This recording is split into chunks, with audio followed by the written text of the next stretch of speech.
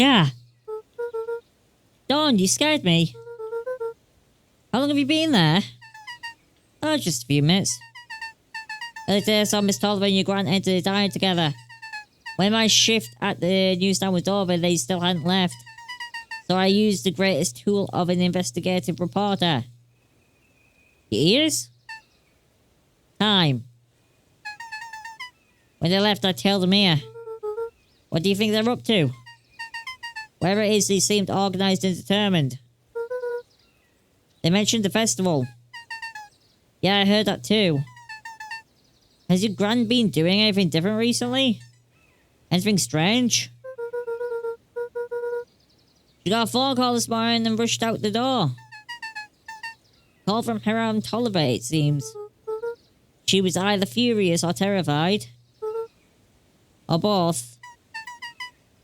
Luca, be careful out there. I think we might be in the middle of the scoop of a lifetime. I will. Aren't you coming out? No, I'm gonna stay out here for a bit longer. See you, Luca.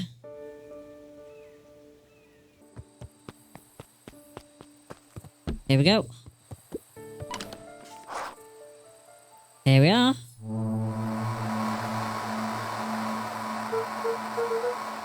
Rollo, are you there? I'm at the treehouse now, Rollo. Mr. Kerr said you were alright.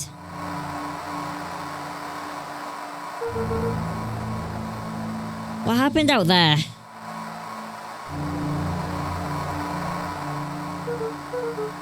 Dang it, Rollo, where are you?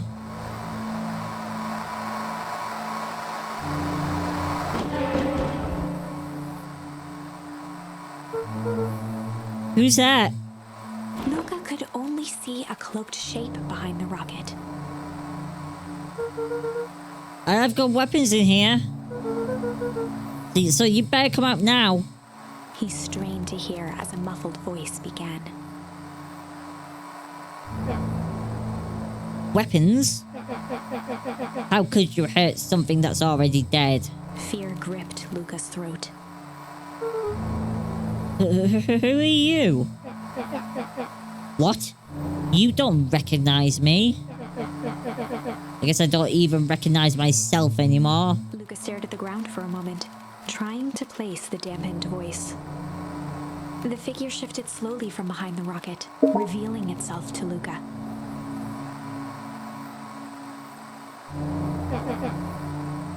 Oh, Jesus. I'm a monster. And now they hunt me like the beast I am. Iggy? Luca reached over empathetically. Iggy's tone jolted to dejected anger. Don't touch me. This is all your fault. Luca slumped to the ground, overwhelmed by guilt. I'm so sorry. I didn't mean to. I lost control. So you couldn't control yourself for a second. And I get to be like this forever. There must be a way to fix this. Oh, you're gonna be my savior? Perfect little Lucas saves the day. With his positive attitude and his power of friendship. None of this matters. There's no time. They're after me. They chased me all through Weep Wood. I only came in here to hide. Hide from who? Who's after you? Luca! Rollo! It's not safe, Luca. Rollo, where are you? The treehouse? I'm at the treehouse, Rollo. Where are you? No, Luca, the treehouse isn't safe. He said they were going to the treehouse. I was trying to tell you to stay away from the treehouse. Who said they're going to the treehouse? The clipboards. What did I tell you?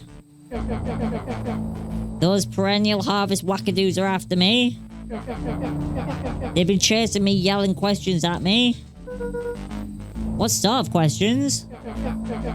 They're saying the same stuff they always do. But it's different now.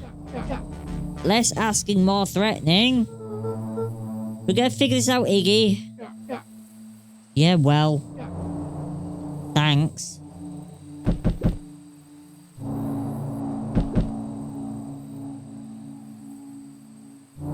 Is anyone present in our arboreal domicile? Crap, they found me. Luca, what's happening? Don't panic, you just stay here and I'll see what they want.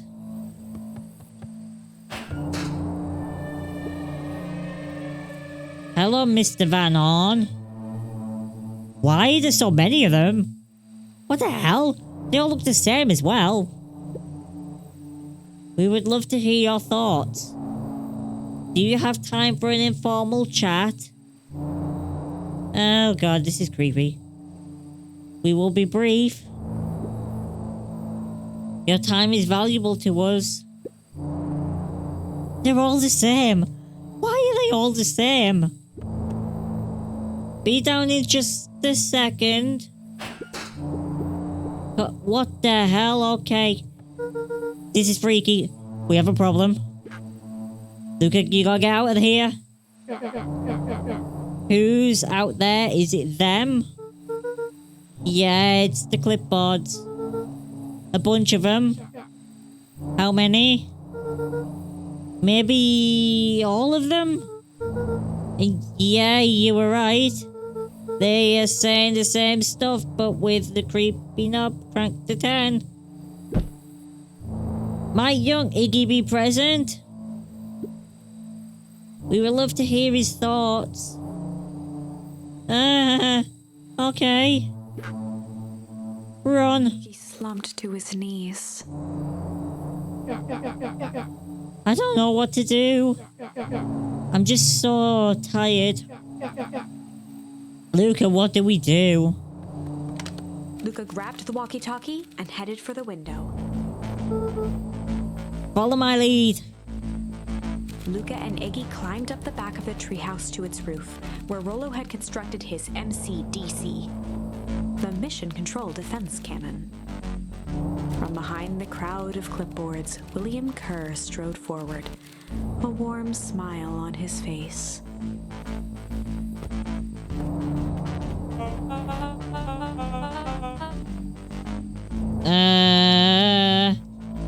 Iggy, there you are. You gave us all a heck of a scare. What does this creepy dude want with it now? Go away. Just leave me alone. Oh, I'm sorry, Iggy, but no can do. Don't worry, though. We're here to help. Help? Then why were you chasing me? Luca, can you talk some sense into your pal here? Just look at him. He's not well. What's wrong with him? What did that gunk do to him? Well, that's a pretty honking big question, Luca. All you need to know is that he's sick. He's real sick, Luca. I just need you to let us up there and take care of him. You told me Rollo was okay, that he was back at his place resting. He is. Poor fella just got a little lost. That's a lie. That is a hurtful thing to say, Luca. I thought we were buddies. Why? Because he lets you ramble on like a wackadoo. Nobody likes you, you creep. Kerr's smile faltered. Why don't you pop on down here so we can have it face to face? Yelling like this is gonna give us all a heck of a sore throat. And who wants that? Luca's grip tightened on the MCDC. What did you do to Rollo, you liar? Well, shucks, Luca. The only teeny tiny fib I told you was that he was at home. He is resting, and he is perfectly safe. For now, at least. What happens to him next is up to you, Luca. Look around. You're in quite the pickle, and I am the only person in the whole wide world who can help you. You get to decide how this ends. Whoop, decision time. He was caught in a trap. What do you do when there's no hope?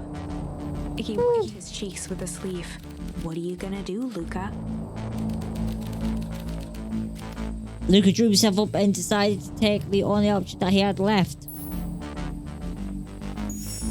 Luca drew himself up and decided to take the only option they had left. Here we go. Fight. He swung the mission control defense cannon around, aiming it confidently at the smirking face of William Kerr. Hey, Mr. Kerr. Luca summoned his most insolent demeanor. Rollo sends his regards.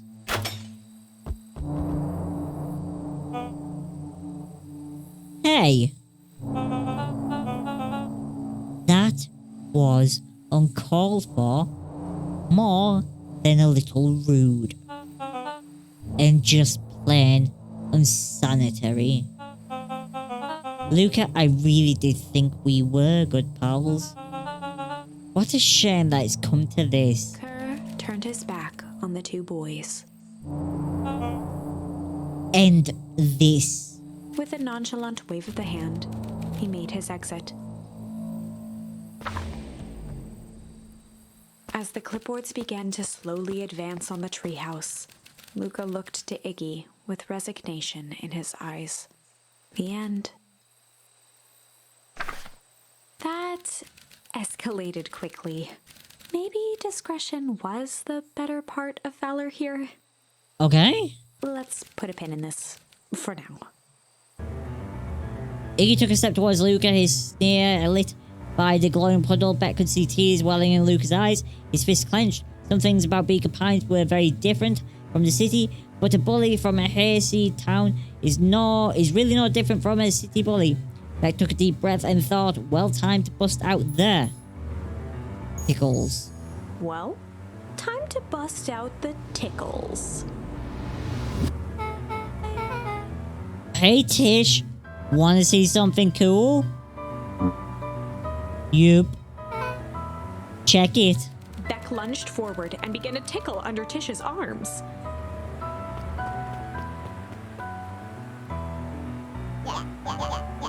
What the? Tish? Is she tickling you? Yup. Yup. Yup. Tears began to form in Tish's eyes as she gasped for breath between gales of laughter. Yup. Beck redoubled her efforts until Tish finally had had enough.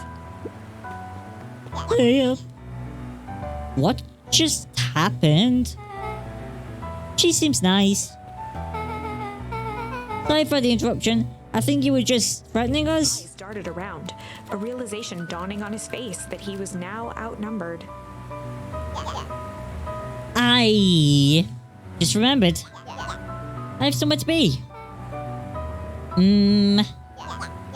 See you around, new kid. Iggy kicked at the puddle before making his escape. No. Whoa. What a little creep. Back. I think you got a little ooze in your hair. Beck shook the ooze out of her hair as best as she could.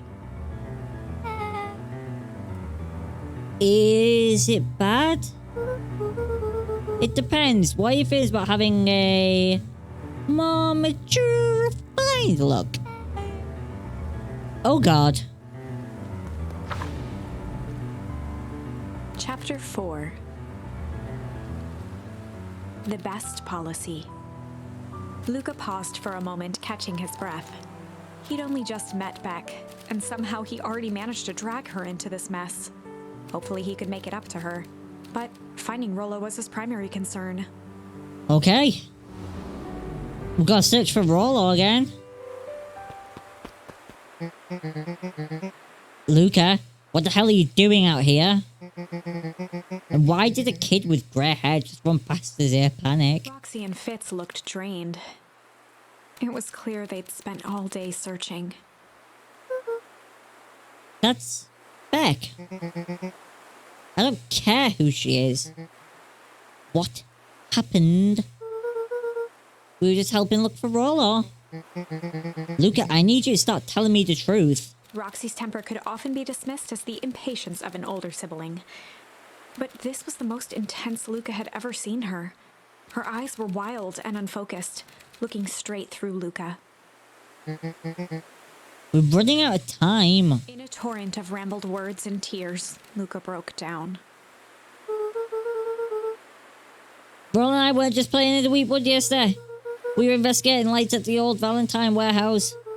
But someone was there in the strange suit. And we hid in the dumpster and had a heavy bag dropped on us. And I think it was a body. And so we ran, but we got split up. And I ran home. And it's all my fault. And now my best friend may never come back. Wow. Just... wow. Roxy, still exhausted and angry, softened briefly as her eyes hunted the ground in thought. With a determined sigh, she looked up at Luca. Not your fault, Luca. Rollo's gonna be okay, I promise. Roxy drew herself up. I'm gonna fix this. Luca, go home. But I wanna help. This is too dangerous for a kid. I can't just sit around. I have to do something. Roxy tried to think of the safest place to send Luca. You go back to that little treehouse you like to play in. Wait there in case Rollo shows up. Sound like a plan? Luca wiped his cheeks and gave a quick nod. You did the right thing telling me the truth. Now, Scoot. You really believe his story? What option do we have? Is there a stranger out here leading up to the festival? My dad has been acting weird lately. Well, weirder than normal. Looking into the puddle, Roxy rubbed her arms to warm up. Why is it so cold here? This gives me the willies. We're at the treehouse in case Rollo shows up.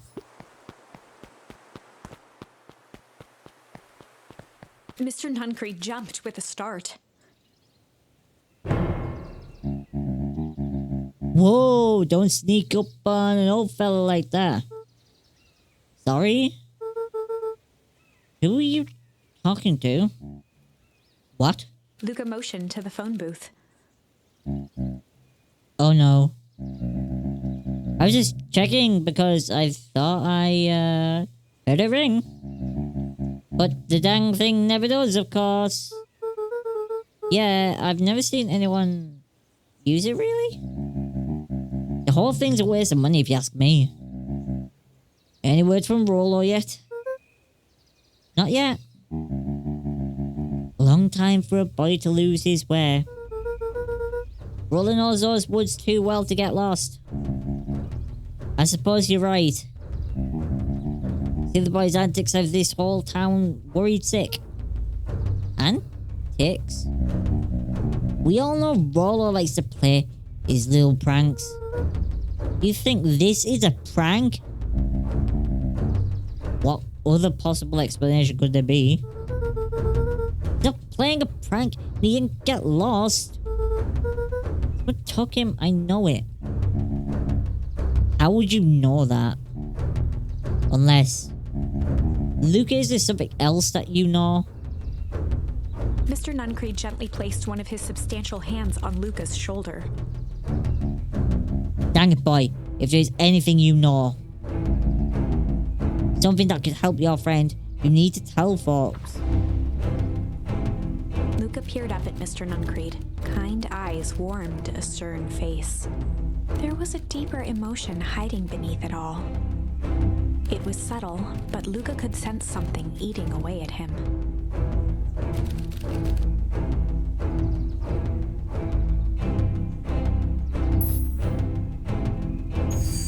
There was a shame lurking behind those eyes. A deep sadness. If Mr. Nuncreed was that worried about Rollo, maybe he could help.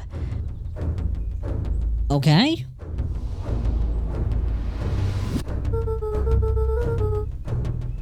Yes, Rollo and I were... Where? That's a typo. Messing around at the old Valentine warehouse. Nuncreed raised an eyebrow. Both of you? You were with Rollo when he went missing? Not exactly. I was hiding in a dumpster. The dumpster? Oh God. What were you doing in there?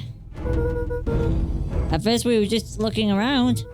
Then someone in a strange yellow suit came and dumped something on us. We both got scared and ran. That was the last time I saw of him. You got scared by some garbage? Well, that's why you don't go skulking in someone's dumpster. But it wasn't garbage. I think it was a body. I'm sure it was just some trash. No, there was a name tag. It said Deep Engineering. Mr. Nuncreed's shoulders slumped. I wish you wouldn't have said that. A deep sigh bellowed from his chest. Why did you have to? I tried, Luca. God knows I tried to keep you safe. Luca attempted to take a step back, but Nuncreed's hand clamped down on his shoulder. But you Van Horns just can't help yourselves, can you? We were all so close to being done with this. With a firm shove, Nuncreed manhandled Luca into the phone booth. What are you doing? It's out of my hands now. The door latched shut with a mechanical hiss. Shit. As Luca pounded the glass, the floor dropped from under his feet. The inside of the phone booth was now a loose capsule plummeting at gravity's whim. Luca winced and pressed his hands to the walls. As he braced for impact, the capsule hurried to a surprisingly smooth stop. He felt a cold rush of air and opened his eyes with hesitance. Two large figures in hazmat suits occluded his view. Luca heard the deep, resigned voice of Mr. Nuncreed over an intercom. He knows too much. The end. Whoa. Wait. No. This isn't the end. I know there's still much more. Somehow this went wrong. Okay, let's try something else. A heavy steel door knocked Luca to the ground. Disorientated, he looked up to see an imposing figure silhouetted in the green glow. It lunged towards him. He tried to scramble away, but felt a gloved hand latch onto his ankle. Luca watched his fingernails leave trails in the dirt as the hand slowly dragged him back through the door, into the lab, into the green light. This is a story about struggle. This is a story about struggle. Luca could hear a machine humming somewhere nearby. He felt around wildly, searching for something, anything that could help. His hands found a hard object, maybe a tile? He yanked it free, lifting the cold stone. Let me go! Luca swung the tile as hard as he could at the shape that still held fast to his leg. He heard the crack of glass as the stone hit the assailant's mask. With a muffled yelp, the hand let go. Luca was free and scrambled to the door. He never looked back once on the long run home. Chapter 3. Everything's fine. The next morning, it was quieter than usual at the breakfast table. Only the sound of silverware and chewing interrupted the awkward silence. Okay. I finished jarring a mess of jam last night. Uh-huh. So that'll need to get delivered into town today. Okay. So what did you and Rollo get up to yesterday? Oh, Rollo had things to do, so I just sort of poked around town. I set the jam down by the front door. There's 2 batches to drop off. One for Mr. Tolliver at the Bag and Wag. Deliver jam to Mr. Tolliver. Another for Miss Fratelli at the diner. Deliver jam to Miss Fratelli. Oh, and Mr. Nuncreed? He said he wanted some more. I suspected as much. Yes, he seems to have taken a particular interest in my jam. There's some extras in the basket for that enthusiastic gentleman. Deliver jam to Mr. Nuncreed. Just make sure Fratelli and Tolliver get the ones on top. No problem. Off with you now while the day is still young.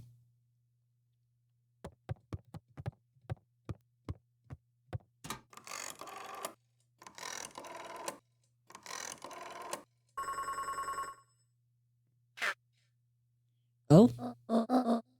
Hello, it's Junior Per Hartford. Oh, hang up, just hear me out. I have a business proposition. The simple matter is we both have the same problem that needs solving. Very well, we can meet tonight.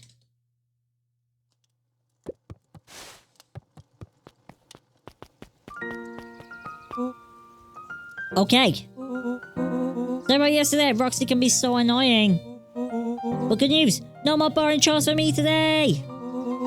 Did you make it to the old Valentine warehouse?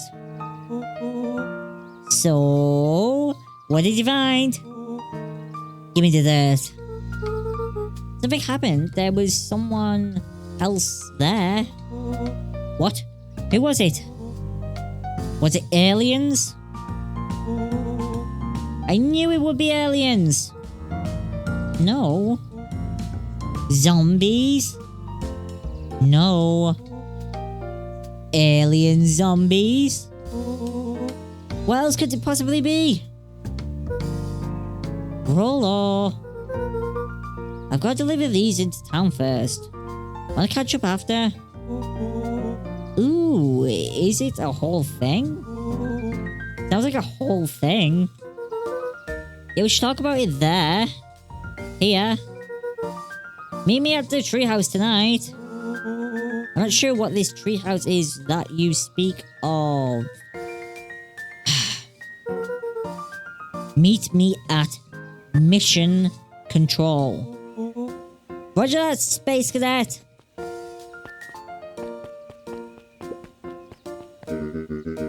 If I could just be left alone, young Mr. Van Horn. Oh, sure, sorry to bother you. It's just that Mr. Kerr has asked me to make the opening speech at the festival. Being mayor and all, you might expect me to be a charismatic speaker. Truth is, I'm terribly nervous. I really don't think I'm cut out for this sort of thing. Cut out for being mayor or for public speaking? Both, I suppose. I never really chose any of this. It's more of a duty to my family. For our legacy. That sounds like a heavy burden. As for the festival, just speak from your heart. I'm sure it'll be great. Well, if it isn't my favourite little jam runner. Hey, Miss Fratelli. Look at you. Leaned forward and pinched Luca's cheek. You're all skin and bones. Is your gran not feeding you? Cheers, it's just... I understand. You know I taught your mama how to cook back in the day. You may not even remember, but you and her used to help out in the diner. See that picture over there? That's you helping your mama back in the day. So cute. Running around your little apron taking orders. Besides, the whole situation just breaks my heart. What happened with Eleanor? Break. I got a feeling she's out there somewhere, yearning to be with you again. Do you think this world can keep a mother from a son? Luca shifted the basket uncomfortably. Oh, yes. Let's see here. Fratelli lifted the cloth and inspected the jam. Oh, they even have my name on them. How thoughtful. She carefully lifted out her jars of jam. You tell your gran hello from me, Luca. Will do.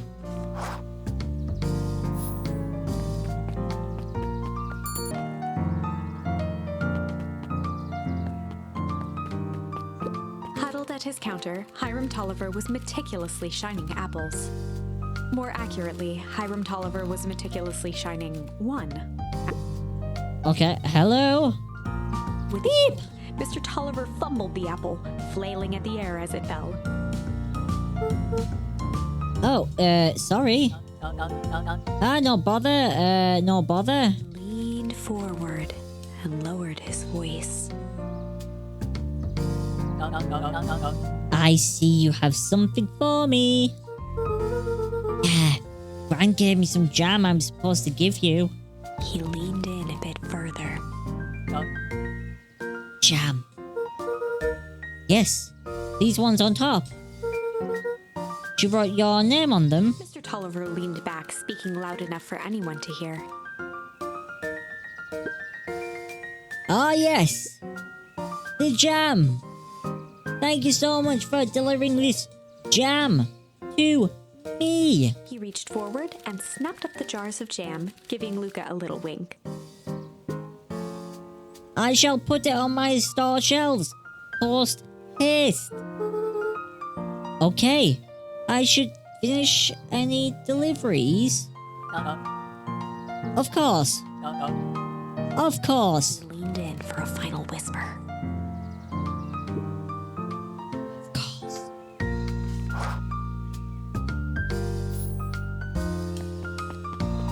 Not weird at all.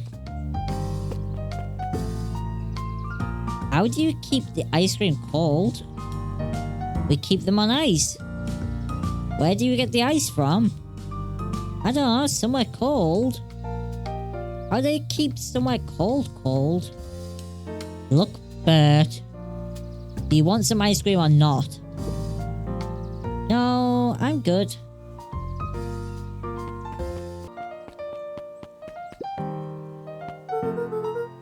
Got some jam for you, Mr. Nuncreed.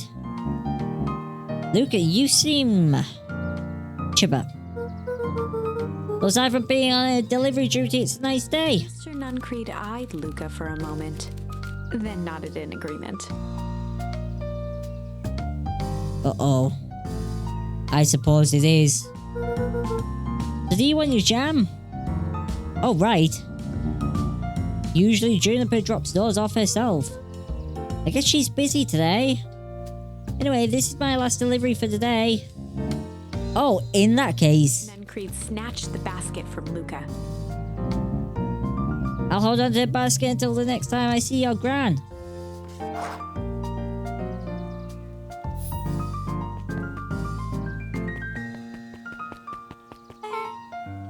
Hey you! Anchovies or pineapple? What? Don't think. Just answer. Pineapple? Why? How old are you? 12? Perfect, follow me. Who are you? Anyone ever tell you you ask too many questions? Try and keep up, okay?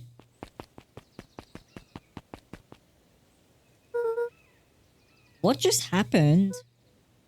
Well...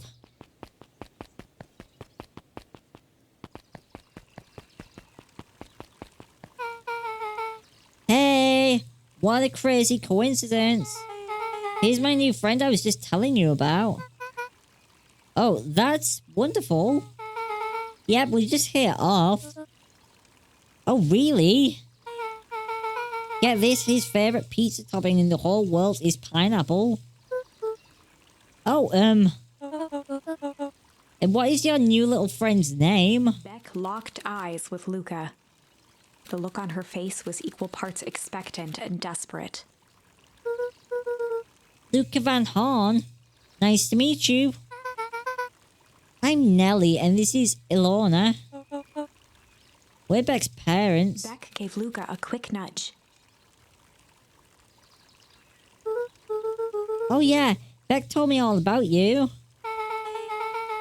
Already feels like we've known each other for years. So you both can stop obsessing about me making friends. Oh darling, we never doubted you.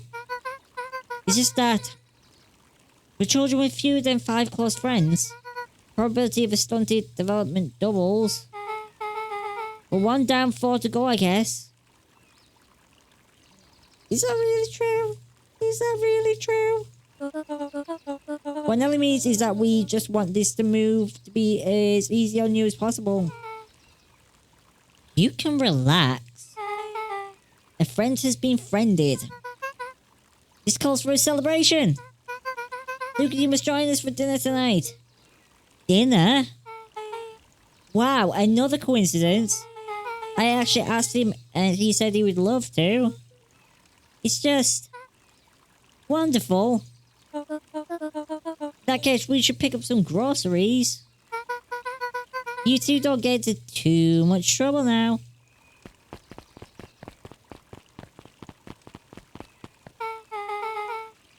Wow, I can't believe that worked. Thanks a ton. You're welcome. I owe you one.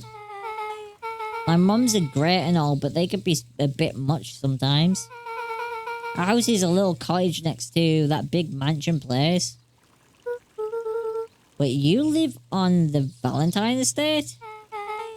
Yeah, that's the spot.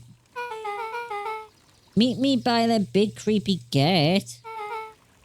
Don't be late. Oh, I'm back to square one on this whole friend grift. Great, see you there. Alright. We made a friend. Meet back at the big creepy gate. Meet back at the big creepy gate. So, who all lives in that place? Eris and Gus Valentine grew up there. And Solomon moved back in a few years back. The creepy little kid in the vest? That sounds like the one. So just 3 people live in that huge thing? I bet a bunch of shady stuff happens all the time in a place like that. Not really. The Valentines pretty much keep to themselves. So it's empty and boring? Pretty much. What a waste. My mom says I used to be way busier back before Chopper died. For the foul harvest. Oh, that's like the 5th time someone's mentioned this foul harvest thing. And you all use that same ominous tone. Eventually you're going to explain to me how the harvest got all fouled up. We can't keep my parents waiting anymore. This way.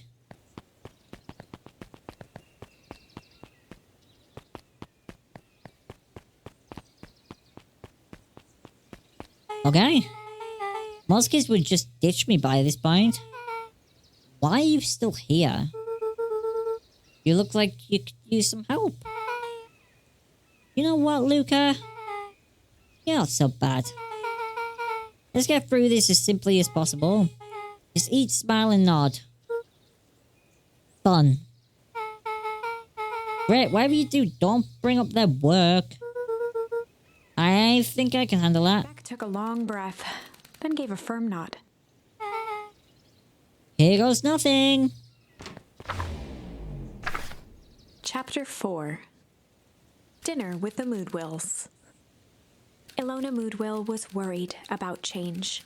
A gardener at heart, she understood the necessity of change, relied on it even. But there was a difference between the controlled world of her plants and this cluttered cottage in a strange town. Almost done. Nellie was a blur of activity, digging through boxes. Sorry, love. Couldn't find the dishes. We'll have to make do with paper plates. Dinner went by without much conversation. As she watched Beck and Luca finish up their pizza, Ilona let herself relax into the chair. The things she cared about were still here. Nellie finally had the job of her dreams. Beck was beginning to take root. Ilona's task was simply to tend to them. She could do that. Okay. So Luca, tell us a bit about yourself. Where do you live? Oh, I live with my grandma. Over on the other side of the river. Your grandma, where are your parents at? Beck. Manners. It's alright. My dad passed away in an accident at the fertilizer plant 6 years back. Oh dear. My mom's been missing for a few months now. Like, missing?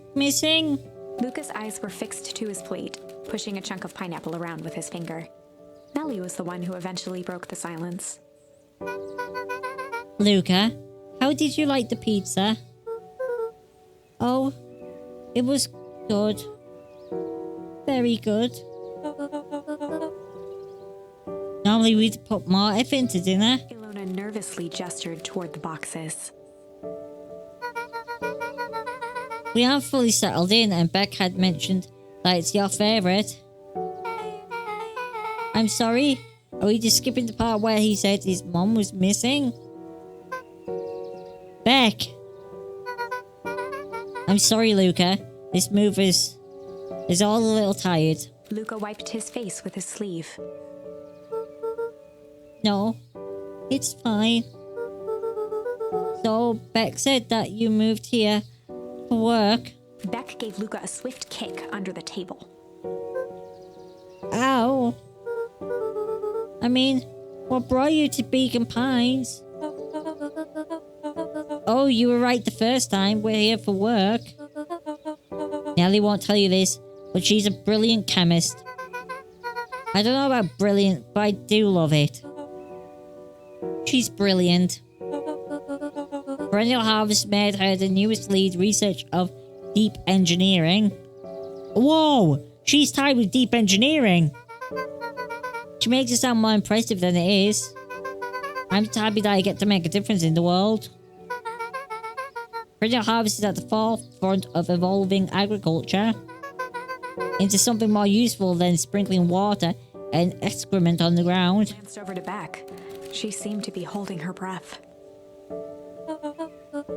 What Nellie means, Luca, is there are different ways to grow plants. Yes, some people talk to their plants and hope for the best.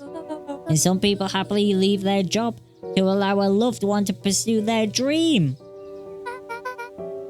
You swore you didn't. Beck slammed her fist into the table. Perhaps harder than she intended. Hey, Luca. How about some dessert?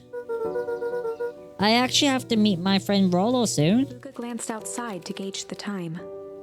The sky was darker than he expected, filled with ominous clouds. Looks like the storm's brewing. I should get going. Oh, I didn't think there were any rain in the almanac. Yeah, almanacs aren't that useful around here. Luca wiped his mouth one last time with his napkin and started to get up. Thank you all for the pizza. It was really good. See you at the festival, Beck.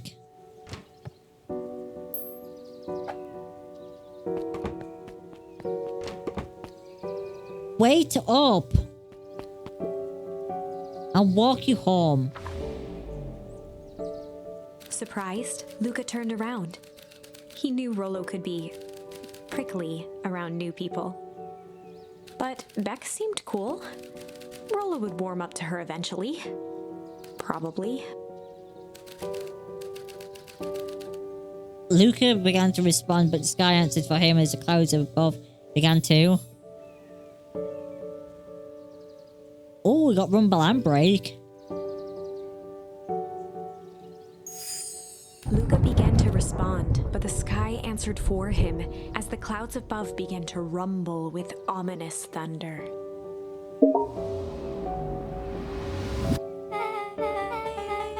You sure we can make it home before the storm kicks off? Luca surveyed the roiling clouds.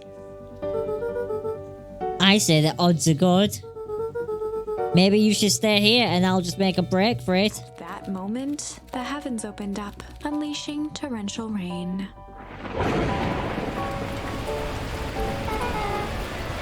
Care to recalculate those odds? Hurry inside, you two, before you catch cold.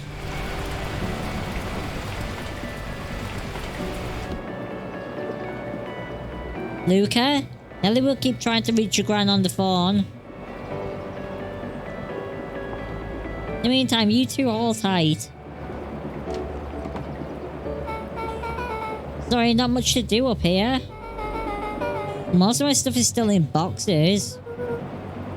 Mind if I poke around? Be my guest.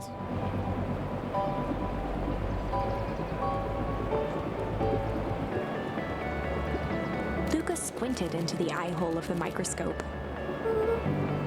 This looks wild. What is it? Gum? Gum? Luca adjusted the slide with his fingers to get a better look.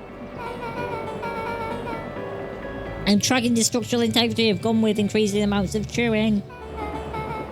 Chewed that one for 47 days. Luca wiped his hand off on his sweater and gave a nervous laugh. It's weird, I know. Looked down, timidly tapping the ladder with her feet. You think it's weird, don't you? A little. But weird can be cool.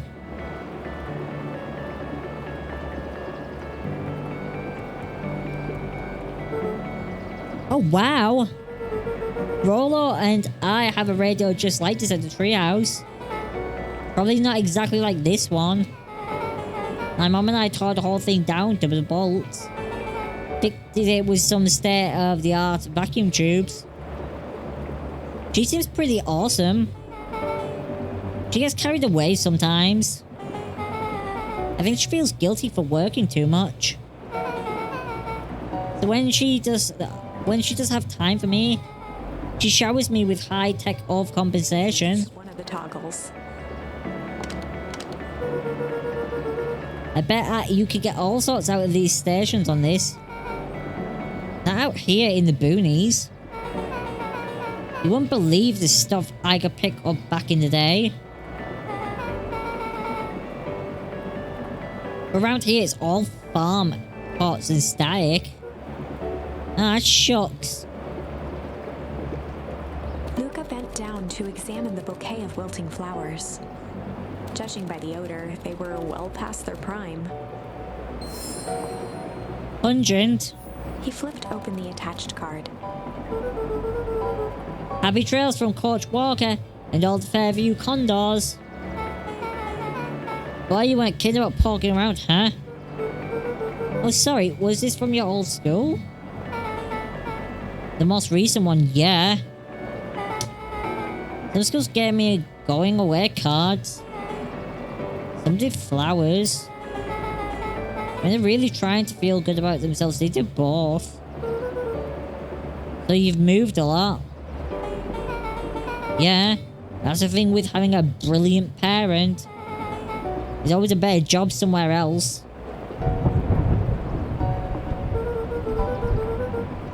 These flowers would last longer if you put them in some water.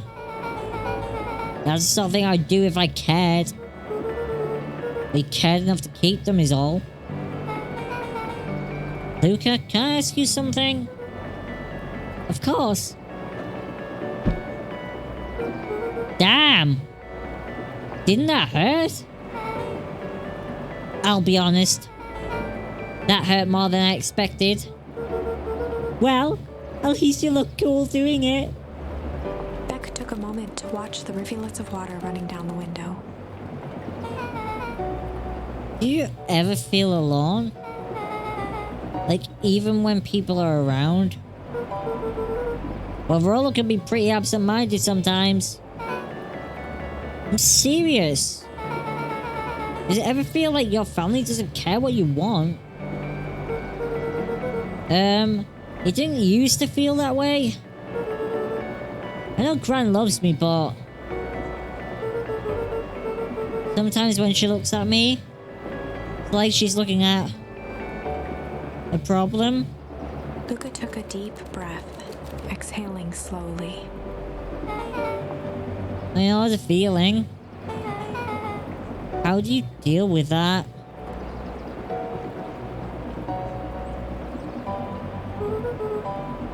I guess I haven't yet. One thing my dad told me when I was little. Don't hold a grudge. Especially against yourself. If you try to hold it all in, you're gonna pop. So then what do you do? When you don't know what to do? Dad never got to that part. Something I figured out on my own though. You gotta do something. Anything. Here. What are you doing? I don't know. Something. Gonna register our complaints with the storm. Listen here, you miserable universe. Stop jerking me around. I just want things to go back the way they were. Everyone tells me it's gonna be alright. But things are gonna change. Luca let out a feral scream that echoed into the night. Every time something changes, everything gets worse. Screw this town. Whoa. Let me try. Moving sucks. I hate it. I hate that. I hate it. Why can't I just deal with it and be happy for my mom? Why can't we just stay somewhere? Hurrah! Her voice dropped to a trembling whisper. I just want to be a normal kid. Beck brushed off her shirt and straightened up. There.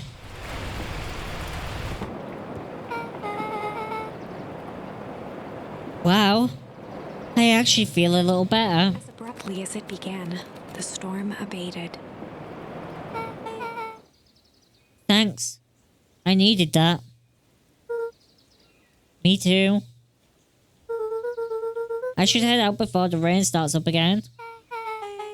Sure, I'll walk you out. See you and Rollo at the festival. Sounds good. Luca? Don't let the universe jerk you around. Beck gave Luca a light thump on the arm before heading in. Chapter 5. Friendly Feud.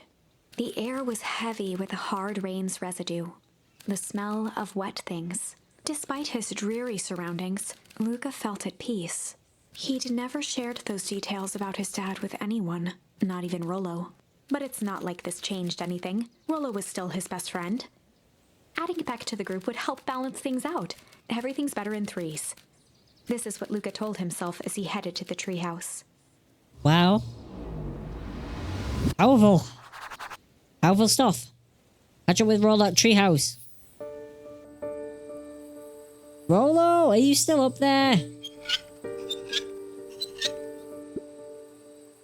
I'm sorry, Rollo is accepting visitors at the moment. Come back. Never. Luca had only ever heard him speak in this stiff yet gentle tone a few times. And it always meant one thing. You're upset. Oh, what makes you say that? Maybe because my best friend abandoned me for no reason? I didn't abandon you. I'm just a little late. Rollo scoffed. The rain held me up. Liar. You weren't even home. What? The storm got bad and I got worried. So I went looking for you. Imagine my surprise when I made it to your house and you weren't there. I hadn't made it back yet. I'm not a fool, Luca. It doesn't take all day to deliver some jam. No, storm rolled in out of nowhere. I got stuck after dinner at Beck's. Luca stumbled on his words, knowing he'd said too much. Beck? Dinner? What the hell is a Beck? She's a new kid in town. She's actually kind of cool. You'd like her. You need to help convince her parents that she made new friends. New friends? I spent all day waiting for you. You were off making new friends. It's not like that, Rollo. You know, while I was waiting, I made some upgrades to mission control. It was going to be a surprise. But you took so long, the storm knocked it all down. Just like you knocked down our friendship. What does that even mean? Luca became instinctively angry in response. Both boys were now shouting across the distance. It means you're a bad friend. You don't care about me. Of course I care, you ass. I knew I'd get in trouble waiting so late for you. But I kept my word. Because that's what friends do. Oh wow, what a noble sacrifice you made. Easy for you to say. Your gran doesn't even care. You can stay out as long as you want. And you wouldn't even get in trouble. Seriously? You're acting like I chose this. That's what you think. Then maybe you're the bad friend. Rollo's tone changed to a calm, yet more intense anger. Maybe Pie's right. Storms bring more than water. This one brought out the real Luca. Stop quoting your pa's nonsense like it means anything. Yeah, well, at least my pa's still around. The words hung in the cold night air. Wow. Rollo's stomach dropped, knowing he'd crossed a line. That's rough.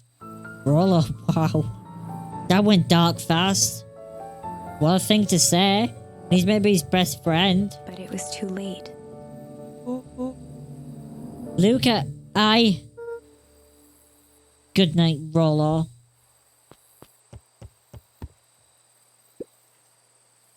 Dang it.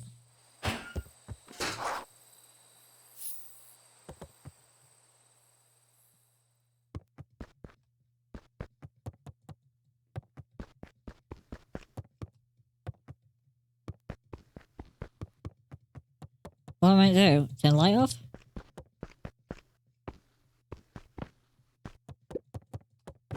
Luca dug through his old stuff, not even sure what he was looking for.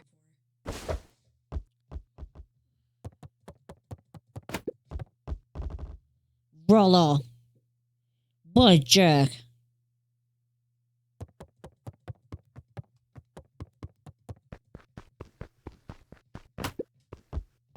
Call me a bad friend.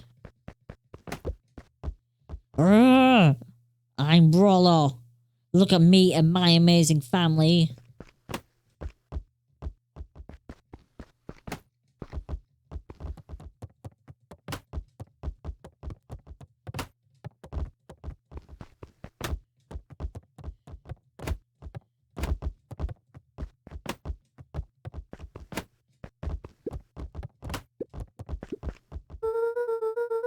I guess I'm just never supposed to make new friends.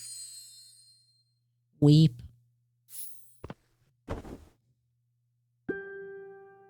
Luca? Gran cooed gently from the hallway. You slept straight through breakfast. Luca? Are you alright? I'm fine.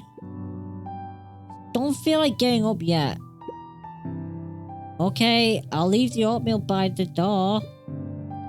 I've got to run out to take care of some things. Okay. Be back later to check in. Sure. Luca just wanted to be alone. He waited to hear the sound of the front door closing.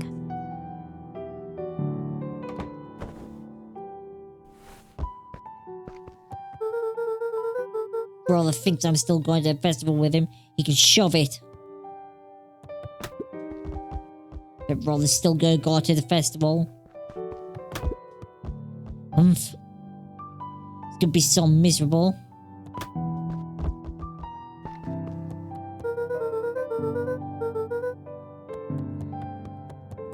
Okay. We're not gonna eat our oatmeal?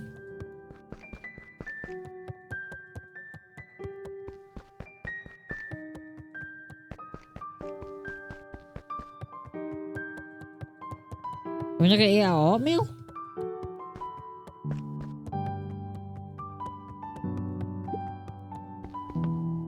Luca Okay. dozed off again. Luca? I see you didn't eat your oatmeal. Wasn't hungry. Well, just in case you get hungry, I'll leave a sandwich here too. Thanks. Rollo came by. What did he say? He wanted to talk to you. What did you say? I told him you weren't feeling well. Good. Do you plan just to sit in your room all day? Pretty much. But I need to pop away again for a minute. If you decide to end your pity party, go outside. I think it'd do you some good. Noted. Luca still couldn't bring himself to go out. Besides, if he ran into Rollo, he'd have to actually confront the situation.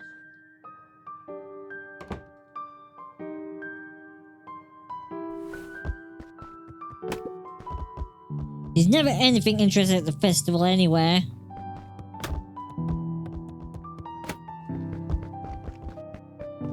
What's that? Go, someone get the football up there.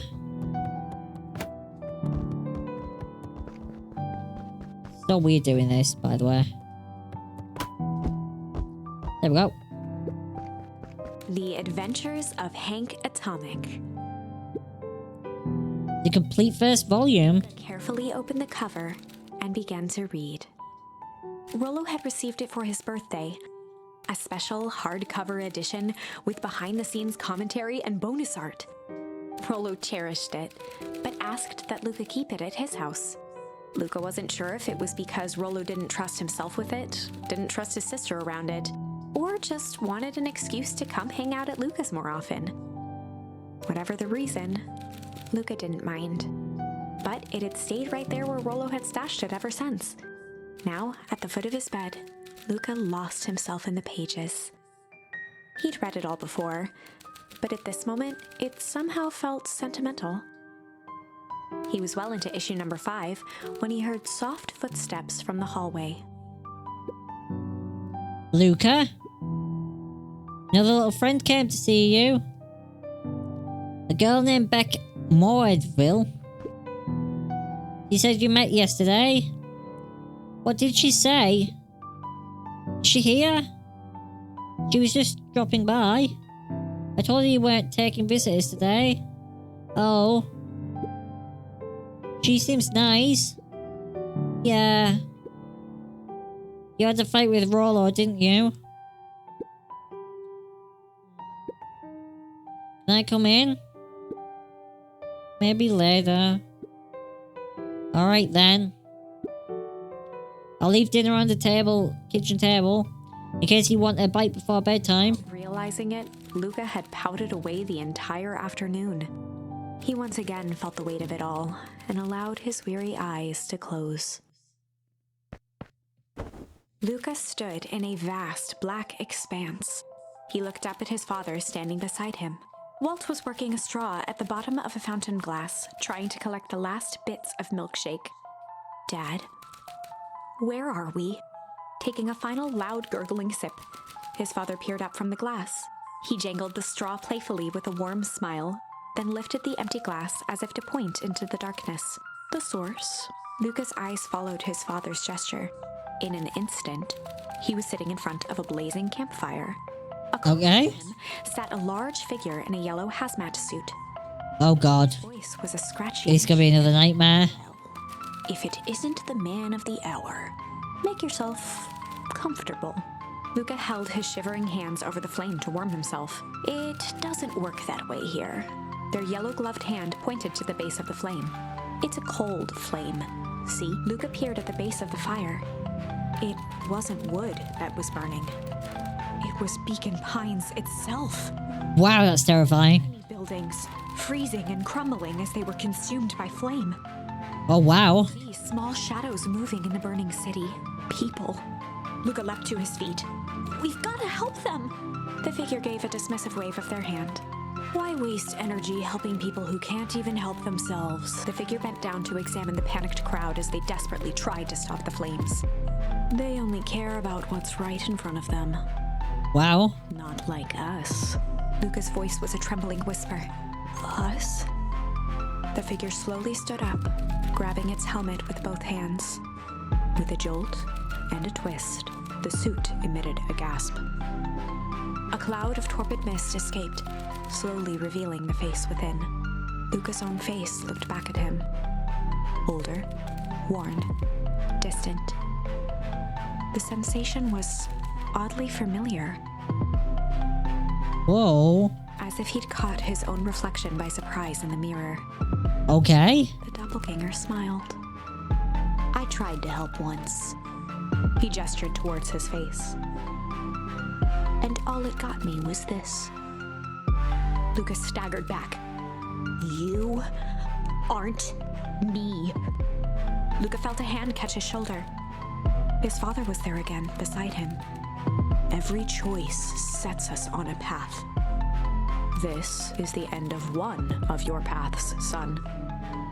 Wow.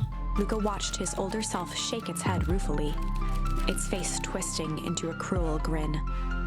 Well, Dad, if you wanted him to see this, far be it from me to disappoint. Damn.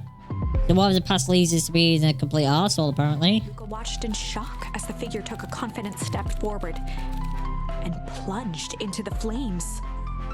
In a flash of cold light, he was gone. What does all of this mean? Luca felt a reassuring squeeze on his shoulder. Just remember, why we choose matters just as much as what we choose. Good advice. Luca woke up to see His dad sounds amazing. his bed, silhouetted in the morning sun.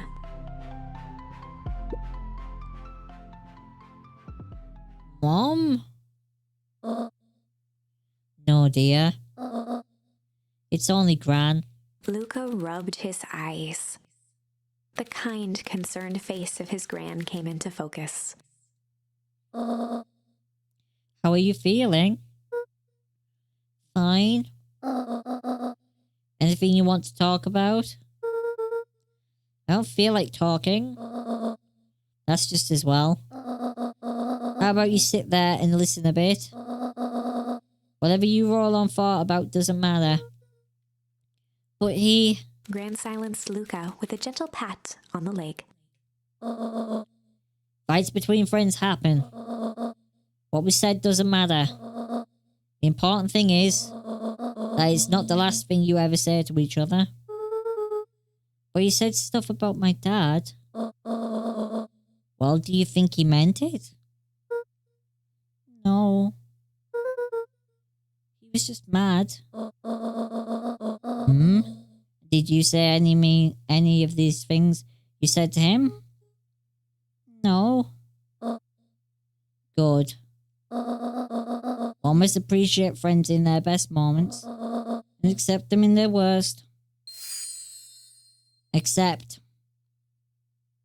Now get your little butt out of bed. The festival's today. You don't want to miss that, do you? I guess not. Seems like a good opportunity to make amends with Rollo, doesn't it? Luca gave a reluctant nod. To buy him a corn dog and apologise. But he's the one that... What did I just say? Buy him a corn dog. That's a good boy. Everything's better with corn dogs. I'll take Grant's word for that. One thing I didn't try in America was corn dogs. I need to get going now. Got some last minute festival business to take care of. I'll come find you at the fountain a little after lunch. Alright. I love you, Luca. Love you too. Luca took a deep breath. Okay. Chapter 6. We're moving on quite far. Through thick and thin. Despite Luca's bitterness, Gran was right. He needed to hash things out with Rollo. A big fight changes the nature of a friendship. Whether, in the end, it is for the better or for the worse, all comes down to understanding. If one is not careful, the same familiarity that builds the strongest of bonds can become the wrecking ball that shatters them. Luca emerged from seclusion, taking in the crisp festival air. But the events of the day weren't on his mind. He had to find Rollo.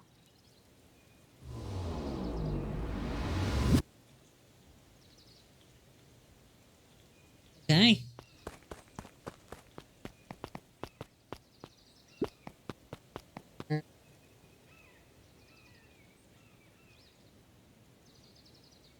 Whoa.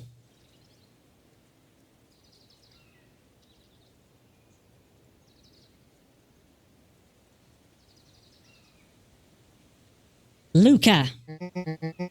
Rollo wanted me to tell you something. What is it? Roxy rolled her eyes, shaking her head.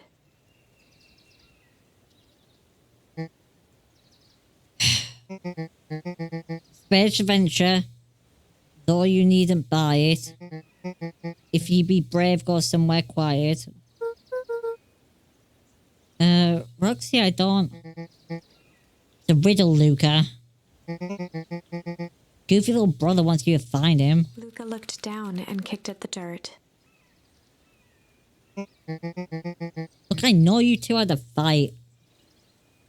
The one thing more annoying than my little brother is my little brother without his best friend. So I'm doing him this one favour. Now I need one favour from you. Whatever it is went down between you two, squash it.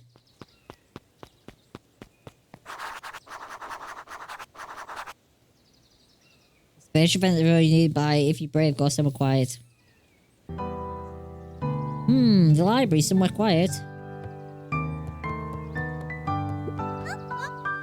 Hey, Luca. Otto's eyes lit with excitement.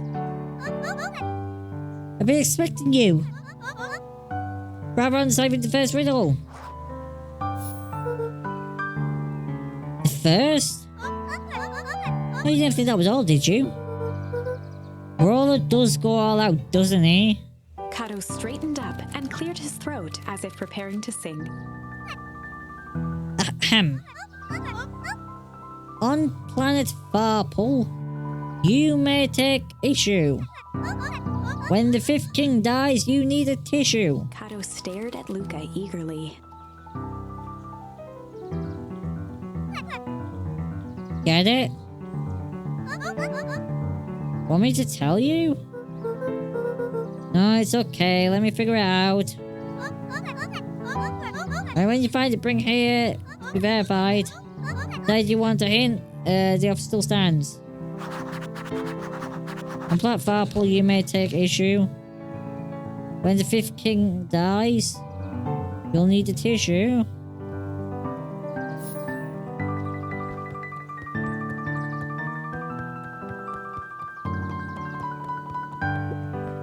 Luca grabbed the 5 pillars of success from the shelf.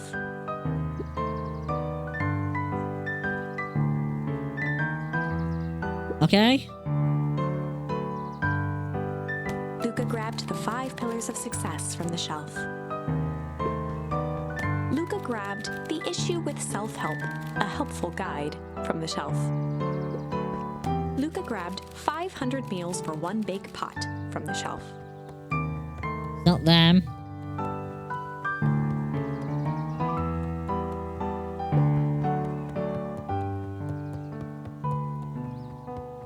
What am I stuck on? Ah! Got stuck on a chair. Luca grabbed Natural Photography, Volume 5, from the shelf. Luca grabbed The Modern Science of Atomic Radiation from the shelf.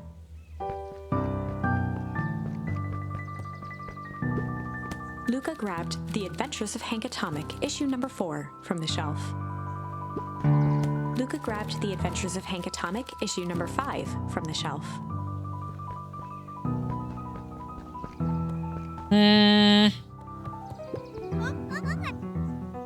Okay, we got it. Kato removed his book First time. and replaced it with Luca's, turning on the lamp. As he slid the book under the purple light, 2 words glowed. Why we let him draw on the book? The Adventures of Hank Atomic, issue 5. Okay. Luca clicked his tongue with recognition. Roll the cipher pen. He used to write secret messages everywhere with that. And only I had the special flashlight needed to reveal it. Well, I lost it. Well, probably he traded Jeff for his purple bulb. Parted with his entire Halloween candy stash. Oh, Rolo. Now let's see here. Kato began flipping through the pages, stopping when he hit a glowing word. Get away with such a grift. He continued flipping. Only found in Grub, Cart. Reaching the end of the book, Kato looked up. That's it. Grift in Grub, Cart, Griffin. Griffin's Grub Cart? It must be called Griffin's Snack Stand. Ah, brilliant. I guess you're off then. Good luck on the rest of the scavenger hunt. Thanks, Kato.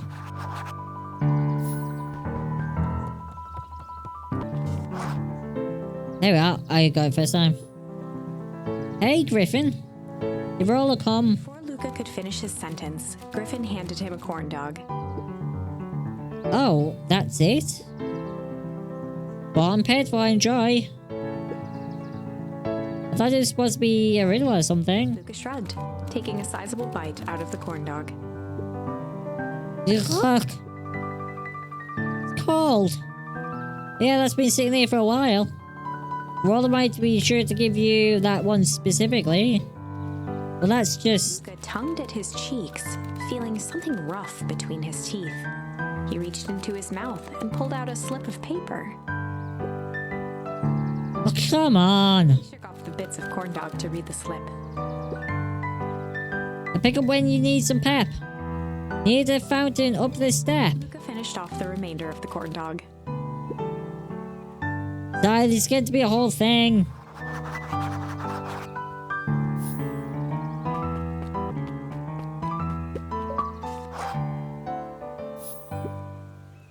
There you are, Luca. There's no way I'm actually doing this. It's way below my pay grade. Oh, come on, you big stiff. Let the kids have some fun. Fine. But Rollo owes me one. Waved his hands around sarcastically as he began. What takes flight but has no wings?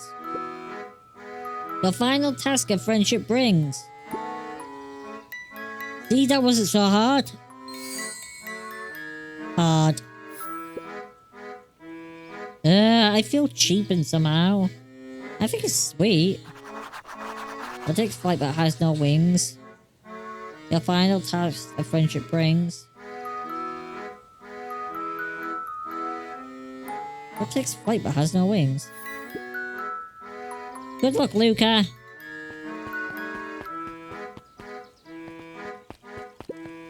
Maybe those, a balloon.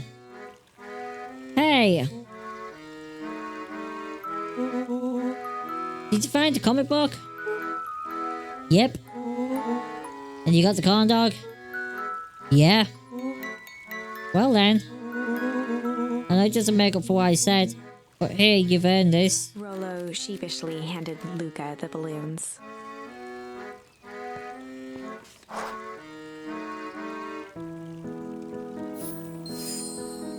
Light. Thanks. You didn't have to go over all this trouble. I'm sorry I got so mad. Dang it, you were supposed to let me apologize first. Oh, sorry. Now you've apologized twice before me. Let me do this. Luca, I'm really sorry. With everything that's happened with your mom and all, I've always wanted to be there for you.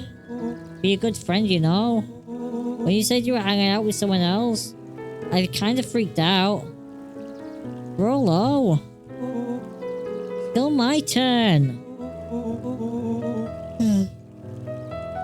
I felt like if you need some new friend to help you, it meant that I wasn't good enough. But that was selfish and wrong. I was wrong. I'm so sorry, Luca. Okay, apology over. You can talk now. Luca threw himself at Rollo, hugging him as tightly as he could. Rollo, I don't deserve you. I don't deserve you either. That's why we deserve each other. So, what else do you want to do today? We can snoop around and try and find some info about your mom. Snoop where? We can probably sneak into Perennial Harvest HQ while everyone's at the festival. Aren't you curious about all the stuff those clipboards write down? What if we get caught? I think I've had enough excitement for 1 week. Let's make the rest of the day about us. Really? Yeah, the rest of the world can wait 1 more day. You know, I've been wanting to get some work done on the DC at Mission Control. The aim is a bit unpredictable. That sounds perfect.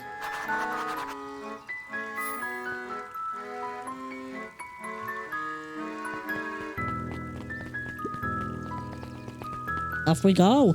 Back to the treehouse to cause mischief.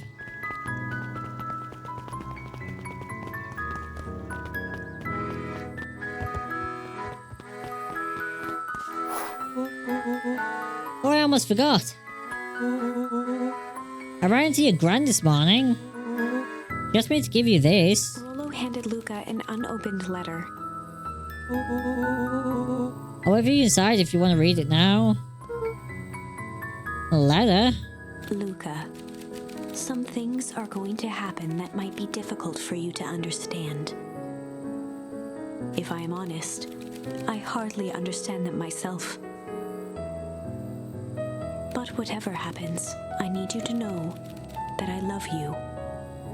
None of this is fair to you. You have already lost so much. That's not good. We both have. I wish there was a simpler way forward. But if there is, I haven't thought of it. Oh god, what's Gran gone and done? God knows I've tried. Everything I've done, I did for you. I hope someday you can accept that. Love, Gran. I love you too, Gran. Luca folded the paper into his pocket and headed up the ladder.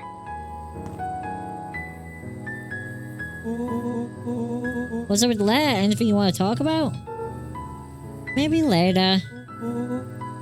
Sure, whenever you want.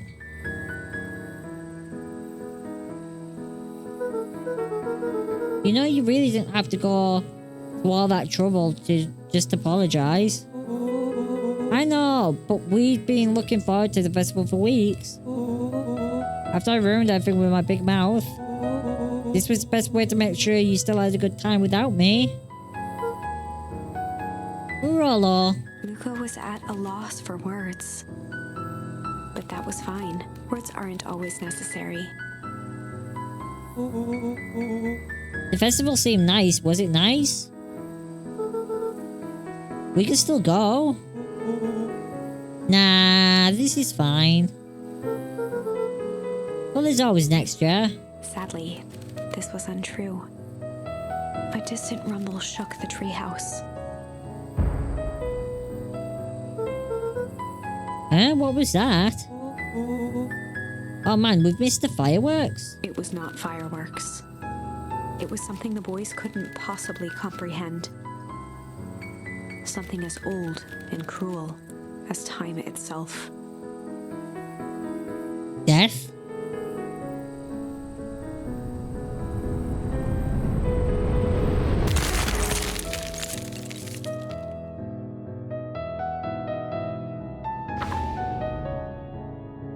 A shockwave of cold tore through the room. A bitter, unfathomable chill. Before they could react, it encased them in ice. Two boys, reunited by friendship, only to be cruelly separated by a malevolence beyond reason.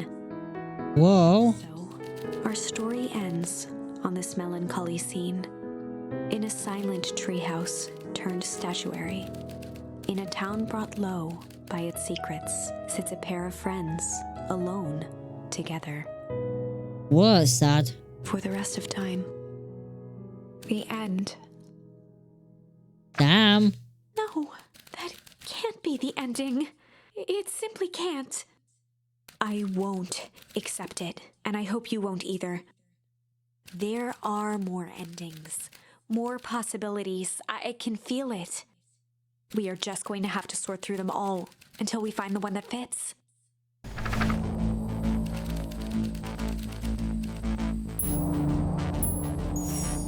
Luca drew himself up and decided to take the only option they had left. Flight. He squinted down the barrel of the mission control defense cannon, aiming it through an opening in the dense tree branches. Okay. He looked up with surprise as it struck true and taut. Well, I can't believe that worked. Hey, Mr. Kerr. We'd love to hear your thoughts, but I'm afraid we have places to be. Come on, Iggy. See ya, jerks.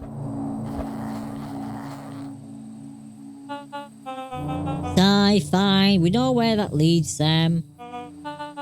This way, we'll take the tunnels. and Iggy winced as they sprinted through the thicket. The branches clawed at them, reluctant to give passage. After what felt like a marathon, Luca stopped in his tracks as they reached the clearing. What the? That was all he was able to say before Iggy slammed into his back. The boys tumbled down a steep decline and crashed with a wheezing thud on a surface as hard as ice. In fact, it was ice. Whoa. Chapter 5. Signs. They stood silently, catching their breath. The sky was like sapphire. With each breath, a plume of steam escaped from Luca's lungs. Let's keep moving. Luca pulled Iggy to his feet as they gazed across a snowy terrain. Okay. That was actually pretty badass. Uh-huh. I think we lost him. Are we up in the mountains? I don't think so. If anything, we went downhill. And what's up with the Winter Wonderland? All I know is they're not going back the way we came. See if we can get out our bearings. Follow me. Find a way home.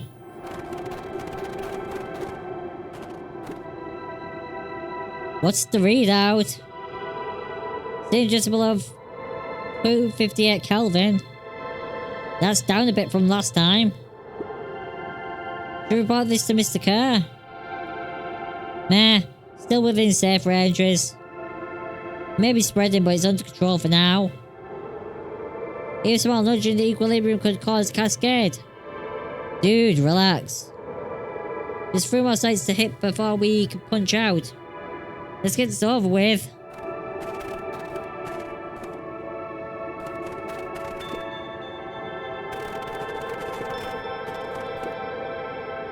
What's all this? Hard to say with all the snow. I think it's a town sign. Let's make out the letters underneath there. What town could this even be? This can't be another town this deep into Wheatwood. Looking at evidence to the contrary. Let's figure out what we're dealing with here. Step 1, snow's gotta go. I'll see what I can do.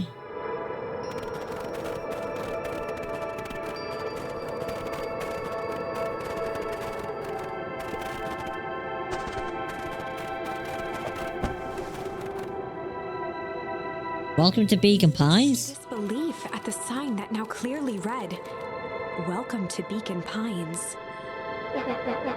This doesn't make any sense. We're in Beacon Pines? How's that possible? We ran away from town. How did we get back here? Guess we got turned around. Where did all the snow come from? Well, it's been colder than normal lately. That's a pretty big difference between sweater weather and this Arctic hellscape. The puddle we fought at before, it was cold too. Maybe all of it leads to one source. You think it's related? What the hell is going on? We gotta get some answers. Let's keep moving.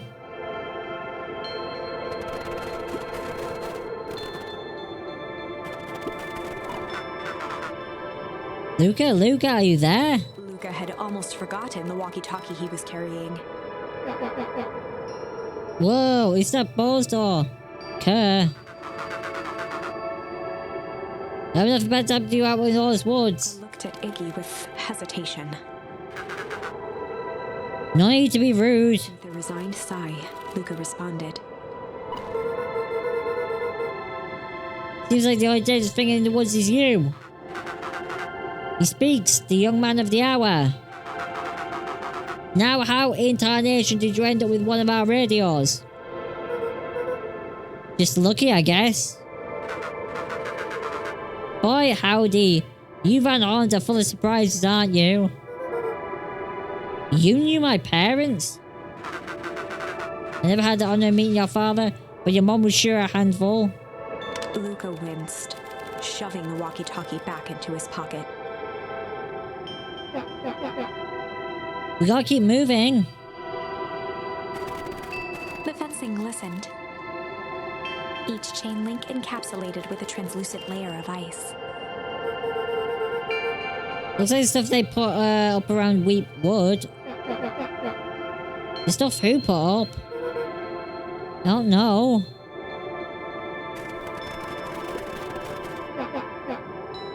Still frozen. Looking down at the frozen stream, Luca could faintly see a school of minnows encased in the ice. What happened here? It happened fast. Fish didn't even have time to run. Well, you know, swim run. The crunching of footsteps trailing Luca went hush. He looked back to see Iggy's face twisted with confusion. Everyone's gone. What? There's nothing here but more snow. There must be an explanation for all this. We have to keep looking. You can look all you want. I quit. Iggy, we have to keep going. You don't get it, do you? This isn't one of your perfect Hank Atomic stories. We aren't going to save the day. We aren't even going to save ourselves. My face is mangled. The town is destroyed. And everyone we've ever known is gone. We don't know that. You can't just quit. Do whatever you want. I'm done. Iggy, it's gonna be okay. Luca peered upward at the darkening sky. He let out a long, foggy breath. Faintly, Iggy began to cry. Seeing Iggy in such a pathetic state gave Luca a sense of compassion and more than a little guilt. It's getting pretty late, I think. But that great idea to stumble around in the dark anyway. Luca allowed himself to collapse next to Iggy. Let's just rest for a bit. The boys huddled together for warmth and comfort. If not for exhaustion, their minds would be racing, trying to make sense of the events of the day. As it was, all they had energy for was to sit in silence, numb.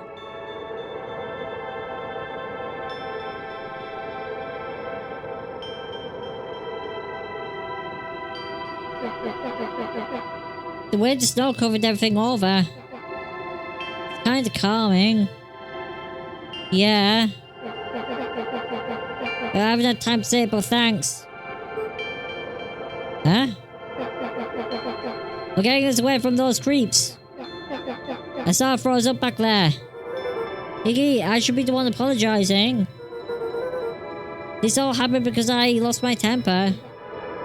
Nah, that's bull hockey. First of all, you didn't know what that gunk would do. You didn't, right? Of course not. It's like a start with this baloney about losing your temper. I did lose my temper. Iggy motioned sarcastically to his half-deformed face. Obviously. But that's exactly what you should have done.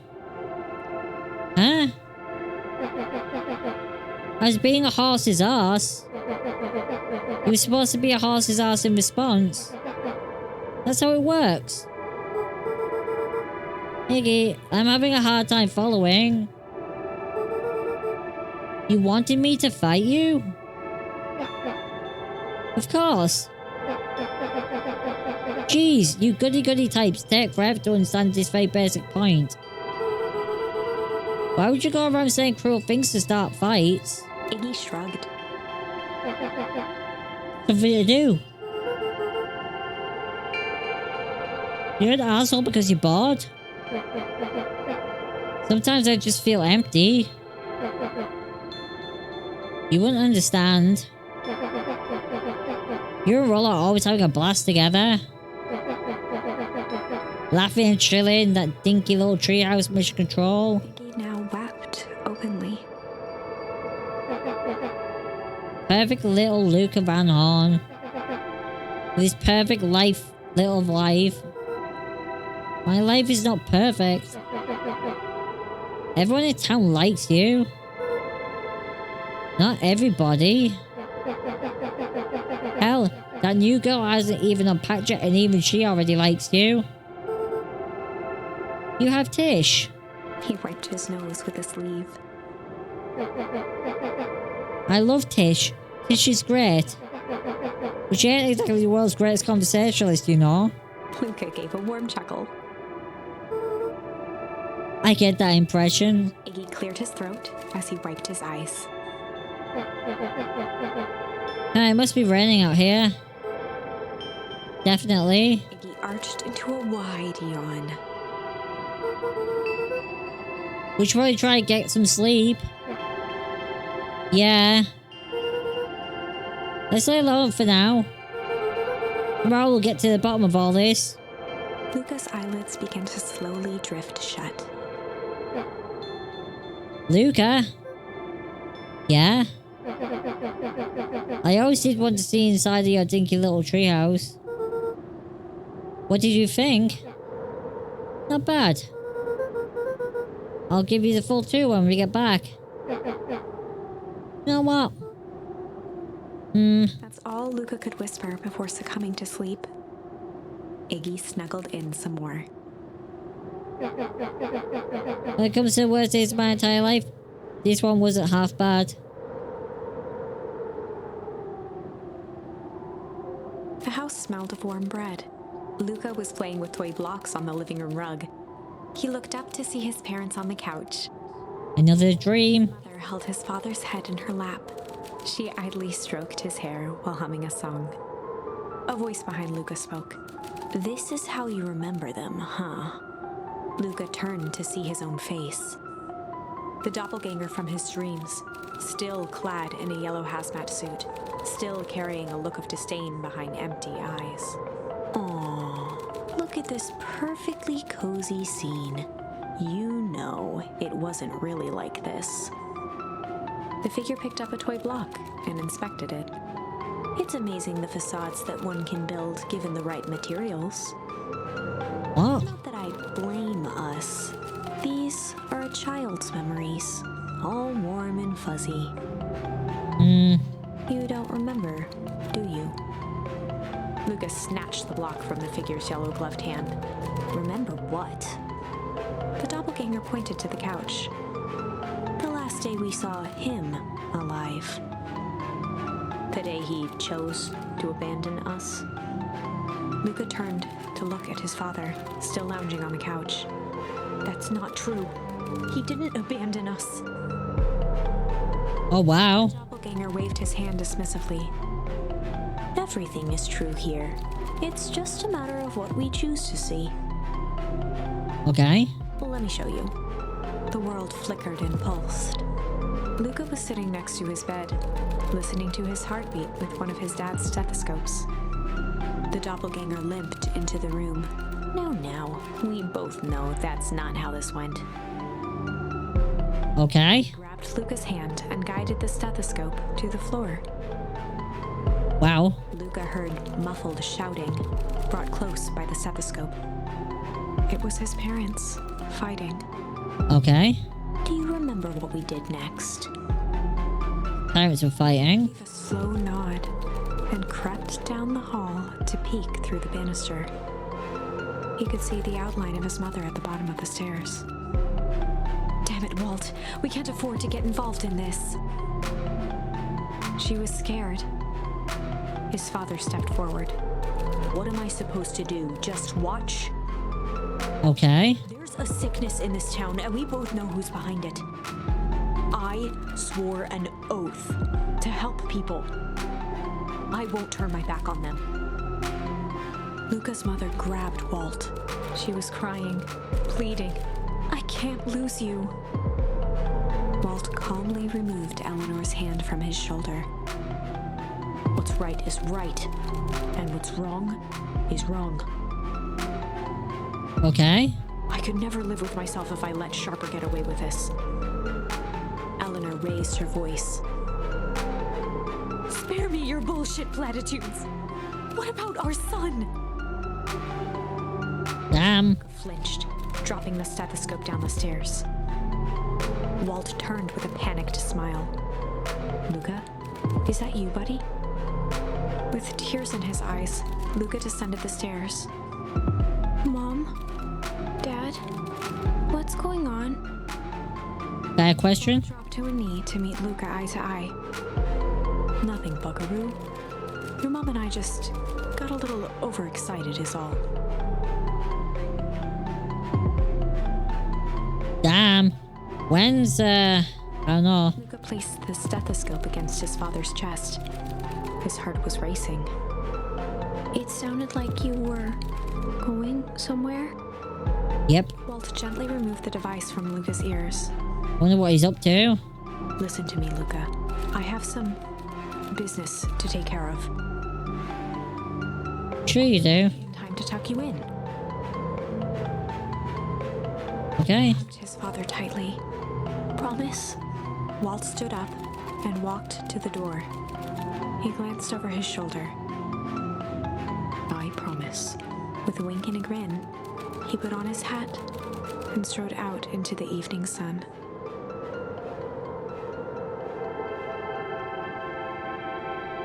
A figure approached soundlessly from the foggy snowfall. It Hello. was above them, lingering in contemplation.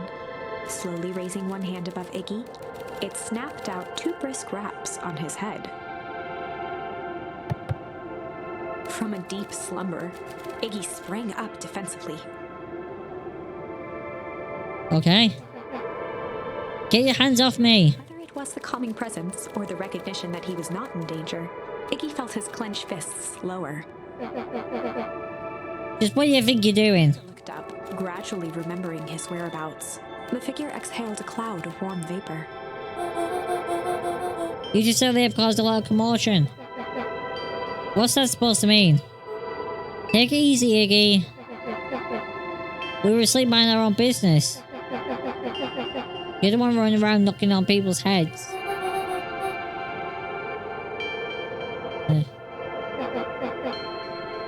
You didn't hurt anybody. Anybody? Oh, I see. You think you're better than me, you? When it came to complete strangers, Iggy had trouble cobbling together an insult. You big-hatted, scarfy-necked furball. Okay, let's lower the temperature a bit here. Interesting trace of words. I mean, let's all just calm down. Who are you? A friend? An observer? A hitchhiker on the infinite expanse of possibility? Great, how about a name? You must call me something you can call me Nat. Iggy huffed with gratification. How about you make a light Nat and buzz off? Very well. Nat began to turn away indifferently. Wait. Do you live here? You might say that. Do you know where we are? You might also say that. Look, pal, we just want to find a way safe out of here. Are you gonna help us or not? Before knowing how to leave, one must know where they are. Alright, that does it. Look, I don't know about you, but I'm getting out of here one way or another. Iggy turned sharply and began to stomp off. Enough with riddles. Iggy, wait up. Realizing he'd worn their patience then, Nat relented. Very well, I suppose it isn't time for metaphors. I'll see how to get back home. Luca and Iggy turned around with hope in their eyes.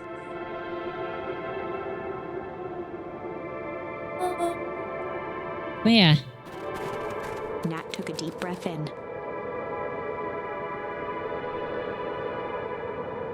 Okay. Close your eyes. Nat exhaled slowly, then snapped his fingers. Okay, open them. For a brief moment, Luca and Iggy let themselves believe that some great magic was about to unfold, until they opened their eyes and found themselves in the exact same place. Cold and disheartened. Okay. This is your home. This is Beacon Pines. Look, Nat, we don't know how we got here. Maybe we stumbled through some time travel gate in the Weep. Or we teleported to an alternate universe. Or this is just all some kind of cruel experiment by Kerr and his goons. But this is not our home.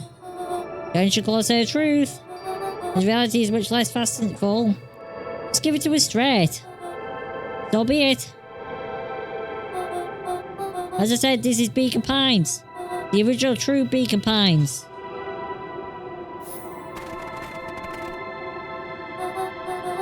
You both grew up here. But the town you've called your home for the past several years is a replica. A remarkable achievement of engineering, to be fair. But a replica nonetheless. That's impossible. It's too much work. You need a whole town to replicate a whole town. Indeed, to pull off such a feat would require immense labour power. That could be moved. Would be moved. That which could not would require a precise duplicate. We would have noticed. Someone would have noticed. You think so, unless the art team was impeccable. A mind-numbing attention to detail. As for the innumerable trivialities which complete the tapestry, well, you can leave that to the miraculous thing we call a brain. It has a real aversion to discontinuity, a revulsion even. The brain has a wonderful way of smoothing out rough edges, keeping us sane. Lucanini looked around uncomfortably. You're saying that someone made an entire new town and moved us all and no one noticed? Precisely. But why? Why is the one question that can never be answered with certainty. The best one could do is uncover. Narrowed his eyes, furrowed his brow, and uttered, The source. Why did you say sauce like that? Why indeed? He began to laugh uncomfortably. So ridiculous. No way they could. Down at his feet. His eyes started back and forth in contemplation. With a sudden pain, a thought struck him. Is this really home? He sprinted off into the pale distance. As Iggy turned to follow, Nat called out. Iggy, it's not too late to turn back. Simple head west, through Weepwood.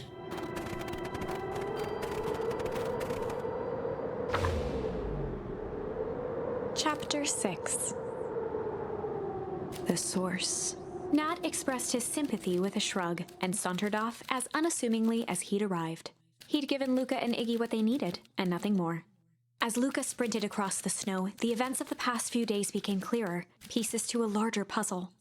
Rollo said he was underground somewhere, captured. Mr. Kerr tried to cover it up with lies. The clipboards were hell-bent on capturing Iggy. It all seemed to point to perennial harvest. But right now, there was one thing that Luca needed to know.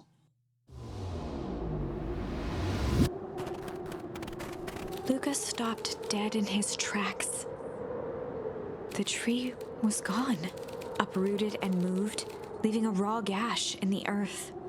He dropped to his knees and dug wildly at the cold snow. His numb hands hit something hard, a headstone. A dry whisper escaped Luca's lips. You're here? Last time I thought I was visiting you. But you've been here alone in the snow. Dad, I'm so sorry. They've ruined your favourite spot in the world. Our favourite spot in the world. Dad, what do I do? There was no reply, just snow-covered silence. Why'd you give me a slip like that? What if I couldn't find you, you jerk? Iggy finally noticed the tears welling in Luca's eyes and the snow-covered grave. Oh. Iggy, they stole his tree, Iggy. Yikes. Suddenly, they heard the crunch of approaching footsteps in the snow.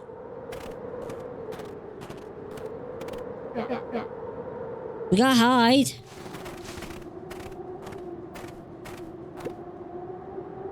$259 Kelvin. Fall of this is still good. Dude, did you hear me? I said 259. Sorry. You ever think about what we did here? We saved a whole town of people. Doesn't feel like it sometimes. What about everything we left behind? That's the grave of someone with a family. People who love them will never know the truth. The truth is overrated. He just scoop up a snowball and lobbed it playfully. Hey! Don't be such a downer, dude. We took this job to change the world. Yeah? Come on. It's almost lunchtime. Ah, weirdo.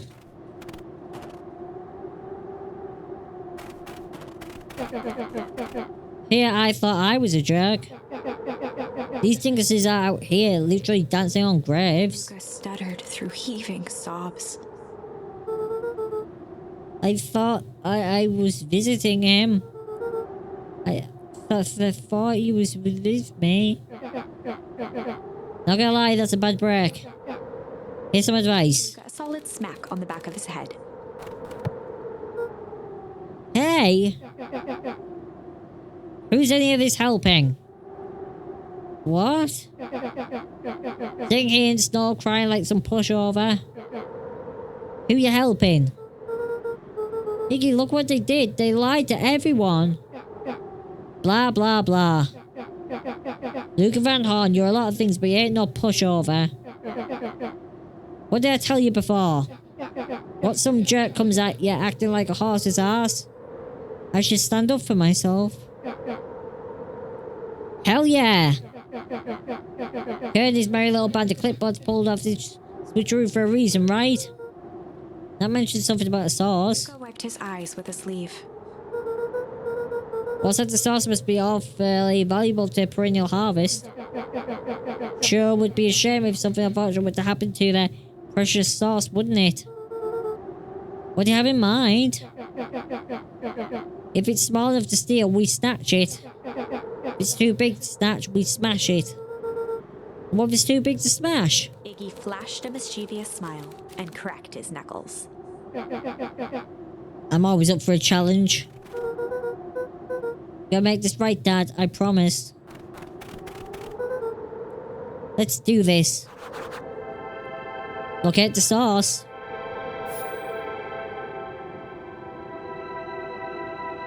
Alrighty, I'm gonna call it here. Oh, God. I'm going to call it here. I will see you guys in the next part of the playthrough. Tomorrow sometime. Have a good rest of your day, guys. Catch you all later. Thank you for watching. I appreciate you.